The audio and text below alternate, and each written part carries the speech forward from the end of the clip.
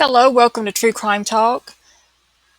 Regarding the Michael Gaine case, there is no update as far as another person being arrested in this case, but I found this article that talks about how people are frustrated and angry over this case. It says frustration and anger boils over among locals over Gardy's handling of Michael Gaine case. Locals and friends of farmer Michael Gaine have been left deeply angered and frustrated over the handling of the missing man's case. The suspected remains of the 56-year-old sheep farmer were discovered after machinery was used to spread slurry on his land late last week.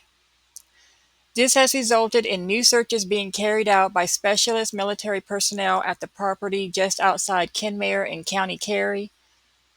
The discovery of the body parts resulted in the arrest of a man who was known to Mr. Gaine. However, that man was released without charge on Monday night, and the investigation remains ongoing.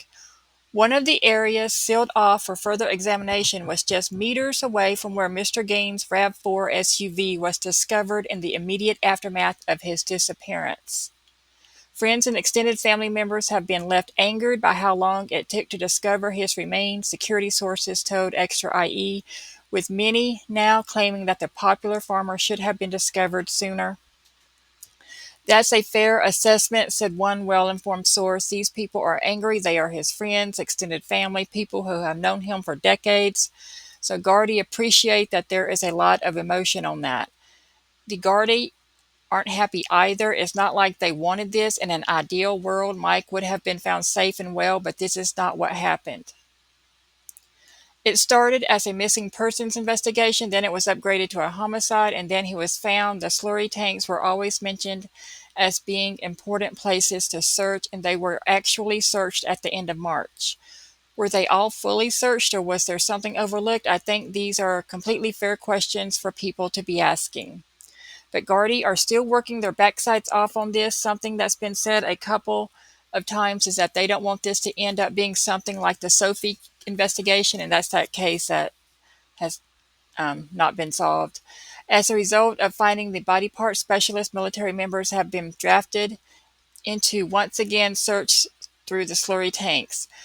The gear the military uses is of a higher quality, meaning members of the defense forces will be safe from exposure to the toxic gases and materials in the tanks. The man released without charge on Monday night is still a suspect in Mr. Gaine's death, the same sources stressed. However, officers are not resting on this one theory. Another source told Extra IE when Michael's body was discovered, this effectively forced them into an arrest. They couldn't take a chance of not detaining someone they believed to be involved and risk letting him get away. That would have been a disaster. Mr. Gaine, a sheep farmer with land near Kenmare in County Kerry, was reported missing from his home over 8 weeks ago. On Saturday, partial remains were found at Mr. Gaine's farm in Carrick East, and a crime scene was declared as Gardy searched for further remains. Gardy believed Mr. Gaine was killed and his dismembered body dumped in a slurry tank on his land. The body parts were discovered in a field beside the farmyard containing a slurry tank and where the missing farmer's car had been located on March 20th. The arrested man was always a suspect in the case, multiple informed sources said. There are many theories going around, as you can imagine, as to why Mike was killed, said the source. But one theory Gardy are looking at is that Mike and this man had a falling out over some land. For 6 weeks, Mr. Gaine's disappearance was treated by Gardy as a missing persons case. But on April 29th, the investigation was reclassified as a homicide, giving Gardy increased investigative powers. The new developments in this case come 2 weeks after his wife Janice appealed for the public's help in solving the mystery of her husband's disappearance. And then it goes on to recall her statement that she said, "This whole thing has been devastating. He loved his home, he loved his farm, he loved farming, he loved his animals, he loved rallying. He had lots of friends, he was a very popular guy, and his disappearance is totally out of character." Well, we knew that from day one. So that's this article. And one question I have, they brought in a man for questioning. When Michael went missing and then his vehicle was found at a certain area on his property, and I believe his cell phone was found in his vehicle, But here in America, sometimes cases are solved by cell phone tracking, and they can literally track a cell phone to a particular room in a home. They can determine where in the home the person who had their cell phone in their pocket or in their hand, where they were standing at in the home, what room, like there's in the bedroom or the kitchen. The cell phone technology is that, it's just that good today where they can track as long as the person has their cell phone with them or near them, they can track, how a crime was committed, how it took place.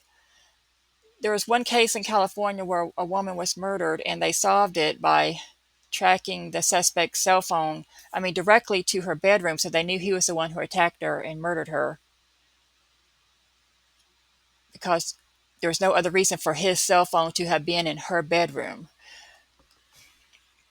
So my question is, did the suspect they questioned not have a cell phone on him at the time, the day of Michael's disappearance, or did he have like a burner type phone or a cheaper phone that they don't have the technology to trace like they would other phones?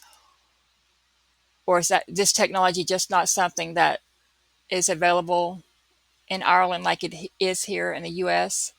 I assume that it is, but so maybe the person who did something to Michael was smart enough or lucky enough not to have the cell phone with them or on the person that day to where it can't be traced that they were in the same vicinity as Michael's vehicle or in the same area where the body parts were found or where the body was first put in the slurry tank.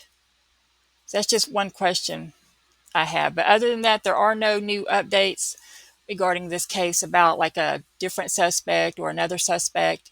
They're just still investigating. So there's no new news on this case being solved yet. But hopefully it will be solved and solved soon.